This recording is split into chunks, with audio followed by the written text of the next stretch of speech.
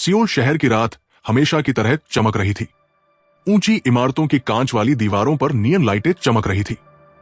बारिश की बूंदें सड़कों पर गिरकर रंग बिरंगी रोशनी को और खूबसूरत बना रही थी। लेकिन उस भीड़ और चमक के बीच एक लड़का ऐसा भी था जिसकी दुनिया सिर्फ एक लड़की तक सीमित थी। उसका नाम था कांग मिनजून।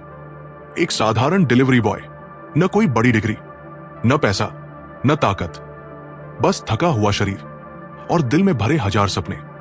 उसकी पुरानी बाइक बारिश को चीरती हुई सियोल की सड़कों पर दौड़ रही थी। बारिश इतनी तेज थी कि उसके हाथ ठंड से सुन्न होने लगे थे, लेकिन उसके चेहरे पर फिर भी मुस्कान थी, क्योंकि आज की रात उसके लिए खास थी। आज उसकी सगाई को पूरे 3 साल हो गए थे और वो सोच चुका था आज वो अपनी मंगेतर को फिर से प्रपोज करेगा। इस बार थोड़ा बेहतर तरीके से। उसने लाल सिग्नल पर रुकते हुए अपनी जेब टटोली। भीगे हुए छोटे डिब्बे के अंदर एक साधारण सी अंगूठी रखी थी। बहुत महंगी नहीं थी, लेकिन उसे खरीदने के लिए मिंजू ने 3 महीने तक लगातार ओवरटाइम किया था। वो हल्का सा मुस्कुराया। यूना बहन खुश हो जाएगी।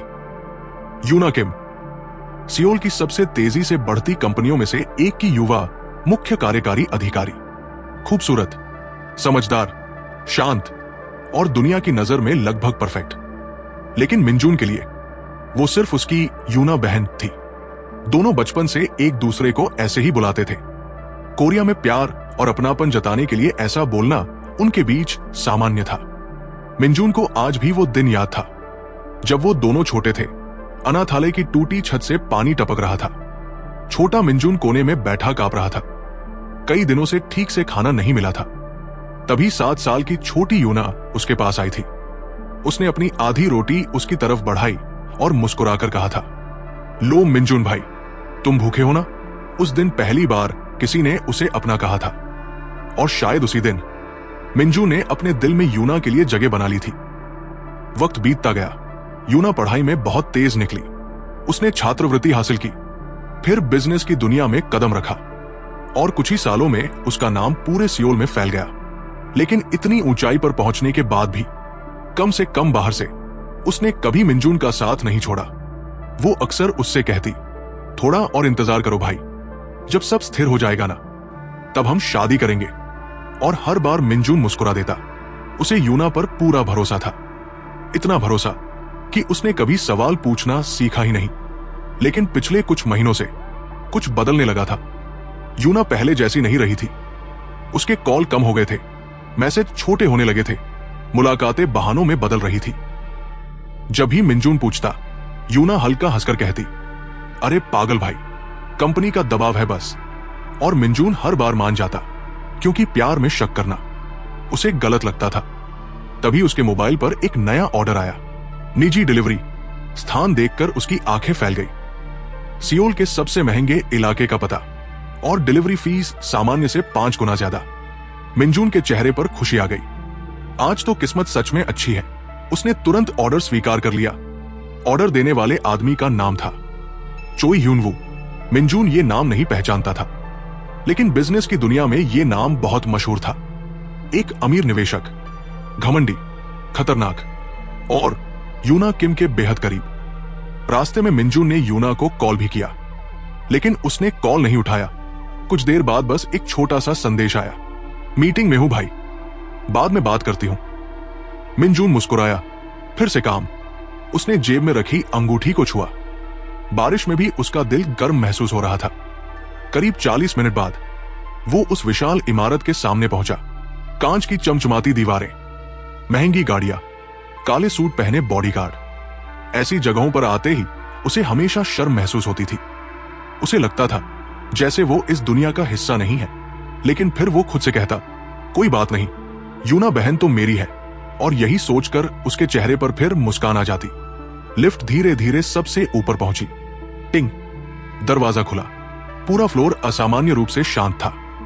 मिंजू ने हाथ में पकड़ा पैकेट ठीक किया और आगे बढ़ा। तभी उसने देखा, पेंट हाउस का मुख्य दरवाजा पूरी तरह बंद नहीं था, थोड़ा खुला हुआ था। अंदर से धीमी सांसों और दबे हुए हंसी की आवाजें आ रही थी। मिंजून कुछ पल रुका। उसके चेहरे पर हल्की उलझन आई। शायद पार्टी चल रही होगी। उसने धीरे से दरवाजा धक्का दिया और अगले ही पल उसकी पूरी दुनिया रुक गई। कमरे की रोशनी हल्की थी, महंगे इत्र और शराब की खुशबू हवा में फैली थी। फर्श पर कपड़े बिखरे पड़े थे, पुरुष की शर्ट, महंगी टाई और यूना की ड्रेस। मिंजून की सांस अटक गई। उसकी नजर धीरे धीरे आगे बढ़ी और फिर उसने उन्हें देखा। यूना, उसकी यूना बहन, सिर्फ हल्के अंदरूनी कपड़ों में थी। उसके बाल बिखरे हुए थे, चेहरा लाल था, सांसें तेज चल रही थी और उसके बेहद करीब था चोई ह्यूनवू। वो भी सिर्फ अपने अंदरूनी कपड़ों में था। उसका हाथ यूना की कमर और पीठ पर घूम रहा था। दोनों एक दूसरे में पूरी तरह खोए हुए थे, इतने करीब कि उनके बीच कोई दूरी बची ही नहीं थी। मिंजून के हाथ से डिलीवरी का पैकेट गिर गया। धप, आवाज सुनते ही दोनों रुक गए। यूना ने पीछे मुड़कर देखा और उसी पल उसके चेहरे का रंग उड़ गया। मिंजून भाई, उसकी आवाज कांप गई। पूरा कमरा कुछ सेकंड के लिए बिल्कुल शांत हो गया। सिर्फ बाहर गिरती बारिश की आवाज सुनाई दे रही थी। मिंजून वही खड़ा था, पूरी तरह जड़। उसकी आंखें यूना पर टिकी थी, उस लड़की पर जिसके लिए उसने अपनी पूरी जिंदगी लगा दी थी, जिसके लिए उसने भूखे रहकर पैसे बचाए, जिसके लिए उसने सपने देखे, जिस पर उसने आंख बंद करके भरोसा किया। यूना जल्दी जल्दी खुद को ढकने लगी। उसकी आंखों में घबराहट थी। वो कांपती आवाज में बोली, भाई सुनो, बात वैसी नहीं है। लेकिन उससे पहले चोई ह्यूनवू हंस पड़ा, धीमी घमंडी हंसी। वो बिल्कुल नहीं घबराया, बल्कि आराम से सोफे पर पीछे टिक गया। फिर उसने मिंजून को ऊपर से नीचे तक देखा। भीगा हुआ सस्ता जैकेट, पुराने जूते, कांपते हाथ और उसके होंठों पर तिरस्कार भरी मुस्कान आ गई। तो यह है वो डिलीवरी बॉय? मिंजून की मुट्ठियां कस गई। यूना तुरंत बोली, ह्यूनवू प्लीज। लेकिन वो आदमी रुका नहीं। उसने यूना की कमर पकड़कर उसे फिर अपनी तरफ खींच लिया, जैसे जानबूझकर मिंजून को दिखा रहा हो। फिर मुस्कुराते हुए बोला, तुम्हें सच नहीं पता था क्या? तुम जैसी जिंदगी ऐसे लड़कों के साथ नहीं बिताई जाती। मिंजून की आंखें लाल होने लगी। उसके अंदर कुछ टूट रहा था, बहुत बुरी तरह। उसने कांपती आवाज में यूना से पूछा, ये कब से चल रहा है? यूना की आंखों में आंसू आ गए, लेकिन वो जवाब नहीं दे पाई। और वही चुप्पी मिंजून के लिए सबसे बड़ा जवाब बन गई। कमरे के अंदर भारी सन्नाटा पसरा हुआ था। सिर्फ बाहर गिरती बारिश की आवाज सुनाई दे रही थी और उस सन्नाटे के बीच कांग मिंजून का दिल धीरे धीरे टूट रहा था। उसकी आंखें अब भी यूना पर टिकी थी, उसी यूना पर जो कभी उसके लिए पूरी दुनिया थी। लेकिन आज वो किसी और आदमी की बाहों में खड़ी थी। और सबसे दर्दनाक बात यह नहीं थी कि वो किसी और के साथ थी।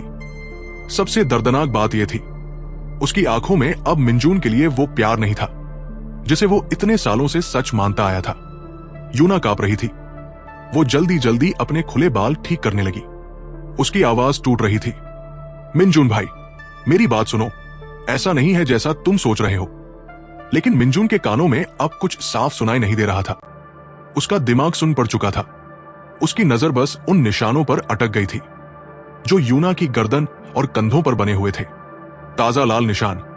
उसका सीना अंदर से जैसे फटने लगा। चोई ह्यूनवू ने आराम से शराब का गिलास उठाया। उसके चेहरे पर घमंडी मुस्कान थी, जैसे उसे इस पूरे दृश्य में मजा आ रहा हो। वो धीरे धीरे उठा।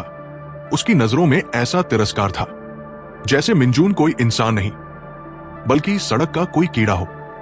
इतने सालों से इसे सच नहीं बताया तुमने? उसने यूना की तरफ देखकर हंसते हुए कहा, काफी दयालु हो तुम। यूना की आंखें झुक गई, लेकिन उसने विरोध नहीं किया। मिंजून की मुट्ठियां इतनी कस चुकी थी कि उसकी उंगलियों से खून निकलने लगा। उसने भारी सांस लेते हुए पूछा, यूना बहन, बस एक बार सच बोल दो। उसकी आवाज कांप रही थी। क्या मैं सिर्फ मजाक था तुम्हारे लिए? यूना ने होंठ काट लिए। उसकी आंखों में अपराध बोध था। लेकिन उसी पल ह्यूनवू ने उसके कंधे पर हाथ रख दिया और यूना का चेहरा बदलने लगा, धीरे धीरे, जैसे डर की जगह ठंडापन लौट रहा हो। ह्यूनवू ने मिंजून के करीब आकर कहा, सुनो डिलीवरी बॉय, तुम्हें सच जानना है? उसने हल्का सा हंसकर यूना की तरफ देखा। ये लड़की अब उस दुनिया का हिस्सा है जहां तुम्हारे जैसे लोग सिर्फ सामान पहुंचाते हैं। मिंजून की सांस भारी हो गई। चुप रहो। उसकी आवाज पहली बार खतरनाक लगी। लेकिन ह्यूनवू फिर हंसा। क्या कर लोगे? तुम्हारे पास है क्या? पैसा, ताकत, नाम? उसने यूना की कमर पकड़कर उसे अपनी तरफ खींच लिया। या फिर इसे संतुष्ट करने लायक जिंदगी? बस उसी पल मिंजून के अंदर कुछ टूट गया। उसकी आंखों के सामने पिछले 10 साल घूमने लगे। भूखी रातें, ओवरटाइम, सर्दियों में बिना जैकेट काम करना, यूना के लिए पैसे बचाना, उसके सपनों के लिए खुद को मिटा देना, और बदले में आज वो ये सब देख रहा था। अचानक मिंजून चीख पड़ा, हरामजादे! वो पूरी ताकत से ह्यूनवू की तरफ दौड़ा। धड़ाम! उसका मुक्का सीधे ह्यूनवू के चेहरे पर पड़ा। शराब का गिलास टूटकर जमीन पर बिखर गया। ह्यूनवू पीछे गिर पड़ा। उसके होंठ से खून निकल आया। यूना चीख उठी, मिंजून भाई रुक जाओ। लेकिन अब मिंजून कुछ सुनने की हालत में नहीं था। उसने ह्यूनवू की कॉलर पकड़ ली और लगातार मुक्के मारने लगा। मैंने तुम पर भरोसा किया था। धड़ाम! मैंने तुम्हारे लिए सब छोड़ा। धड़ाम! यूना बहन, तुमने ऐसा क्यों किया? ह्यूनवू दर्द से करा उठा। लेकिन तभी यूना ने पीछे से मिंजून को पकड़ लिया। उसकी आवाज कांप रही थी, बस करो। लेकिन मिंजून नहीं रुका। उसकी आंखों में अब सिर्फ दर्द और पागलपन था। अचानक धक्का! यूना ने पूरी ताकत से मिंजून को पीछे धकेल दिया। मिंजून लड़खड़ाकर गिर पड़ा।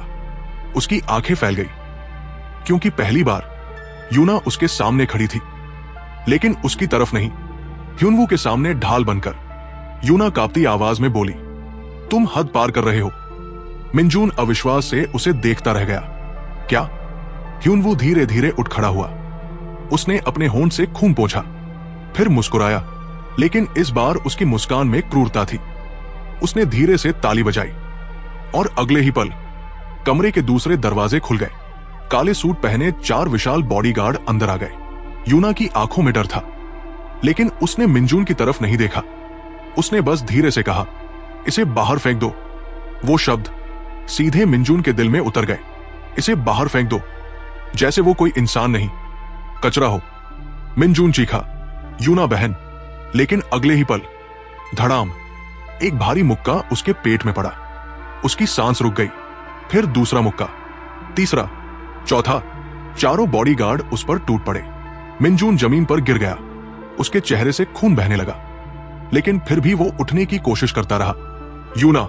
धड़ाम! एक लात उसके चेहरे पर पड़ी। दुनिया घूमने लगी। धुंधली आंखों से उसने यूना को देखा। वो खड़ी थी, कांप रही थी, लेकिन वो आगे नहीं बढ़ी। उसने उसे बचाया नहीं। और उसी पल मिंजून के अंदर प्यार की आखिरी सांस भी मर गई। पेंट हाउस की चमचमाती फर्श अब खून से दागदार हो चुकी थी। कांग मिंजून जमीन पर पड़ा था। उसके होंठ फट चुके थे। नाक से लगातार खून बह रहा था। सांस लेना मुश्किल हो गया था, लेकिन सबसे ज्यादा दर्द उसके शरीर में नहीं, उसके दिल में था। चारों बॉडीगार्ड अब भी उसे बेरहमी से मार रहे थे। हर मुक्का, हर लात मानो उसे ये याद दिला रही थी कि वो कितना कमजोर है। धड़ाम! एक भारी जूता उसकी पसलियों पर पड़ा। मिंजून दर्द से करा उठा। उसकी आंखों के सामने अंधेरा छाने लगा। लेकिन तभी उसने फिर यूना को देखा। वो कुछ कदम दूर खड़ी थी। उसके शरीर पर अब जल्दी जल्दी पहना हुआ सिल्क गाउन था। बाल बिखरे हुए थे, आंखें कांप रही थी, लेकिन वो अब भी वही खड़ी थी। उसने एक बार भी ये नहीं कहा, रुको। मिंजून की आंखें धीरे धीरे खाली होने लगी। उसने टूटती आवाज में कहा, यूना बहन, बस एक बार बोल दो कि ये सपना है। यूना की उंगलियां कांप उठीं। उसकी आंखों में आंसू भर आए। कुछ पल के लिए लगा जैसे वो सच में आगे बढ़ जाएगी, लेकिन तभी चोई ह्यूनवू ने उसके कंधे पर हाथ रख दिया और सब बदल गया। यूना ने धीरे धीरे नजरें फेर ली। उस एक पल ने मिंजून के अंदर बची हुई आखिरी उम्मीद भी खत्म कर दी। ह्यूनवू मुस्कुराते हुए उसके पास आया, फिर नीचे झुककर उसके बाल पकड़ लिए। मिंजून दर्द से करा उठा। ह्यूनवू उसकी आंखों में देखते हुए बोला, जानते हो तुम्हारी सबसे बड़ी गलती क्या थी? उसने उसके चेहरे पर थप्पड़ मारा। तुमने अपनी औकात भूलकर ऊपर देखने की कोशिश की। मिंजून की सांस भारी हो गई। उसकी आंखों में आंसू थे, लेकिन वो आंसू दर्द के नहीं थे, वो टूटे हुए भरोसे के थे। ह्यूनवू फिर बोला, तुम जैसे लोग प्यार नहीं खरीद सकते, तुम सिर्फ इस्तेमाल होते हो। उसने यूना की तरफ देखकर हंसते हुए कहा, है ना? यूना ने होंठ भींच लिए। वो चुप रही, लेकिन उसकी चुप्पी ही जवाब थी। अचानक मिंजून हंस पड़ा। धीमी, टूटी हुई हंसी। कमरे में मौजूद सभी लोग कुछ पल के लिए रुक गए। उसकी आंखों में अब दर्द नहीं था, कुछ और था, कुछ बहुत अंधेरा। वो धीरे धीरे बोला, ठीक है। उसकी आवाज भारी थी। आज समझ आ गया, गरीब आदमी का प्यार अमीर लोगों के लिए बस मजाक होता है। ह्यून वो मुस्कुराया, अच्छा है, जल्दी सीख गए। फिर उसने बॉडीगार्ड्स की तरफ देखा। इसे यहां से हटाओ। इसका चेहरा देखकर मूड खराब हो रहा है। 2 बॉडीगार्ड्स ने मिंजून को बालों और कपड़ों से पकड़ लिया। उसका शरीर लगभग बेहोश हो चुका था। उसके पैर जमीन पर घिसट रहे थे। पीछे फर्श पर खून की लकीर बनती जा रही थी। मिंजू ने आखिरी बार पीछे मुड़कर देखा। उसकी नजर यूना पर गई। शायद वो अब भी उसे रोक ले। शायद वो दौड़कर कहे, मत ले जाओ उसे। लेकिन ऐसा कुछ नहीं हुआ। यूना बस चुप खड़ी रही। उसकी आंखों में डर था, अपराध बोध था, लेकिन प्यार अब नहीं था। लिफ्ट के दरवाजे बंद हो गए और उसी के साथ मिंजून की पुरानी जिंदगी भी खत्म हो गई। करीब 20 मिनट बाद शहर से दूर बारिश से भीगी एक सुनसान सड़क, एक काली गाड़ी आकर रुकी। फिर धड़ाम, मिंजून का अधमरा शरीर सड़क किनारे कीचड़ में फेंक दिया गया। एक बॉडीगार्ड ने उसके ऊपर थूकते हुए कहा, दोबारा ऊपर देखने की कोशिश मत करना। गाड़ी तेजी से वहां से चली गई। अब वहां सिर्फ बारिश थी, अंधेरा था और खून में पड़ा एक टूटा हुआ इंसान। मिंजून हिल भी नहीं पा रहा था। उसकी सांस टूट रही थी। हर सांस के साथ पसलियों में दर्द उठ रहा था। लेकिन उसके दिमाग में सिर्फ एक चेहरा घूम रहा था, यूना। अचानक उसे वो दिन याद आया जब यूना ने उसका हाथ पकड़कर कहा था, मैं हमेशा तुम्हारे साथ रहूंगी भाई। मिंजून की आंखों से आंसू बह निकले। बारिश उन आंसुओं को तुरंत मिटा रही थी। धीरे धीरे उसने मुट्ठी भींची। उसके नाखून हथेली में धंस गए। फिर उसने कांपती आवाज में आसमान की तरफ देखते हुए कहा, मैं कसम खाता हूं, जिस दिन मैं वापस खड़ा हुआ उस दिन मैं तुम सबसे सब कुछ छीन लूंगा। उसकी आवाज अचानक भारी हो गई। तुम्हारा घमंड, तुम्हारी ताकत, तुम्हारी दुनिया।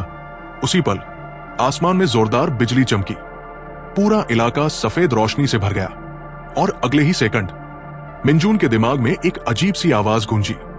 ठंडी, मशीनी, लेकिन डरावनी। योग्य व्यक्ति की पहचान हो चुकी है। मिंजून की आंखें फैल गई। उसका शरीर अचानक कांप उठा। अंधकार इच्छा प्रणाली सक्रिय की जा रही है। उसकी सांस रुक गई।